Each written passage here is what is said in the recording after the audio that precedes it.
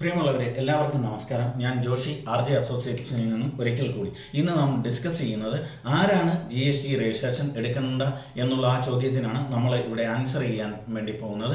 ആരാണ് നിർബന്ധമായിട്ടും GST registration എടുത്തിരിക്കേണ്ടത്? ഒരു ട്രേഡറെ സംബന്ധിച്ച്, ഒരു കച്ചവടക്കാരനെ സംബന്ധിച്ച് പറയുകയാണെങ്കിൽ അവരുടെ ബിസിനസ് ടേൺ ഓവർ, ബിസിനസ്സിൻ്റെ ടോട്ടൽ വിറ്റുവരവ് ഒരു വർഷം 40 ലക്ഷമോ അതിൽ കൂടുതലോ ആണെങ്കിൽ അവർ നിർബന്ധമായിട്ടും GST രജിസ്ട്രേഷൻ എടുത്തിരിക്കേണ്ടതാണ്.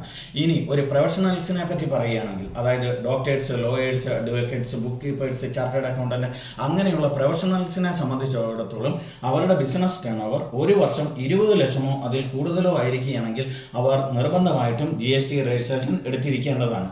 ഇനി ചെറുകിട കച്ചവടക്കാരെ പ്രൊട്ടക്റ്റ് ചെയ്യുന്നതിന് വേണ്ടി നമ്മുടെ ഗവൺമെൻറ് മറ്റൊരു ഉപാധി കൂടി മുമ്പോട്ട് വെച്ചിട്ടുണ്ട്. നിങ്ങളുടെ ഒരു വർഷത്തെ ടേൺ ഓവർ, നിങ്ങളുടെ ഒരു വർഷത്തെ ബിസിനസ് ടേൺ ഓവർ 1,50,00,000 അതിൽ താഴെയോ ആണെങ്കിൽ നിങ്ങൾ മന്ത്ലി റിട്ടേൺ ഫയൽ ചെയ്യണമെന്നില്ല. നിങ്ങൾക്ക് ക്വാർട്ടർലി റിട്ടേൺ 3 മാസത്തിലൊരിക്കൽ റിട്ടേൺ ഫയൽ ചെയ്യുന്ന മെത്തേഡ് ചൂസ് ചെയ്യാവുന്നതാണ്. ഇതിനെ കോമ്പോസിഷൻ സ്കീം എന്നാണ് പറയുന്നത്.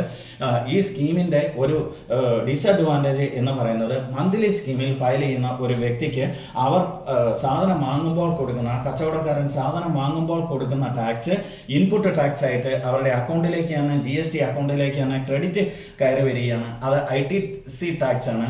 അത് അവർക്ക് അവരുടെ ബിസിനസ് സെയിലുമായിട്ട് സെറ്റ് ഓഫ് ചെയ്തതിന് ശേഷം ബാലൻസ് വരുന്ന എമൗണ്ട് മാത്രമാണ് ടാക്സായി പേ ചെയ്യേണ്ടത്. എന്നാൽ കോമ്പോസിഷൻ സ്കീമുകാർക്ക് അവർ പർച്ചേസ് ചെയ്യുമ്പോൾ ആ കച്ചവടക്കാരൻ കൊടുത്ത ടാക്സ് 5%, 18% ആണെങ്കിൽ ആ ടാക്സ് നഷ്ടപ്പെടുന്നു എന്ന് മാത്രമല്ല, അവരുടെ ടാക്സബിൾ ടേൺ ഓവറിൻ്റെ മുകളിൽ അവർ സ്ട്രേറ്റ് അവേ 1% അഡീഷണൽ ടാക്സ് ഈ കോമ്പോസിഷൻ സ്കീമിൽ റിട്ടേൺ ഫയൽ ചെയ്യുമ്പോൾ അവർ ഗവൺമെൻറ്റിലേക്ക് ആ റിട്ടേണിൽ കാണിച്ച് ഫയൽ ചെയ്ത് ടാക്സായി കൊടുക്കേണ്ടതാണ്.